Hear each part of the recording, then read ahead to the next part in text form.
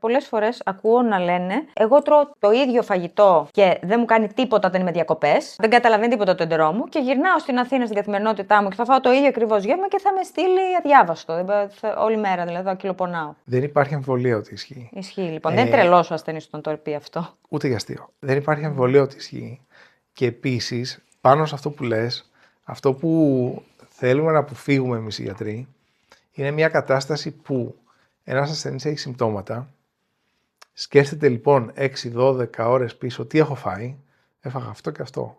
Άρα αυτό και αυτό με πειράζουν, άρα τα βάζω σε μια λίστα τροφών που δεν ανέχομαι. Αυτό είναι λάθος. Είναι τεράστιο λάθος, διότι τελικά δεν ήταν η τροφή, μπορεί να ήταν η ψυχολογία σου εκείνη τη στιγμή, μπορεί να ήταν τα βακτήριά σου εκείνη την περίοδο και όχι η τροφή. Γιατί τελικά τι γίνεται, τελικά φτιάχνεις μία λίστα από τροφές με αυτή τη μέθοδο, η οποία όλο και μεγαλώνει, η λίστα με τα επιτρεπτά όλο και μικραίνει και το φαΐ αντί να είναι απόλαυση, αντί να γίνεται άγχος. Μία άλλη μη φαρμακευτική στρατηγική για το ευρέθητο έτερο, κυρίως σε ασθενείς που έχουν πόνο, που έχουν φούσκωμα έντονο και δυσφορία, οι οποίοι πάρα πολύ μεγάλο ποσοστό έχουν μόνο αυτά τα συμπτώματα. Είναι η λεγόμενη εντεροστοχευμένη υπνοθεραπεία. Δεν ξέρω αν το λέω σωστά, είναι το gut-directed hypnotherapy. Μ' αρέσει πάρα πολύ που μου λες πράγματα που δεν ξέρω καν. Λοιπόν, το οποίο είναι μια τεχνική υπνοθεραπείας, η οποία έχει δείξει ότι δεν θα αποκάνει θαύματα, ότι μπορεί να δουλέψει πάρα πολύ καλά.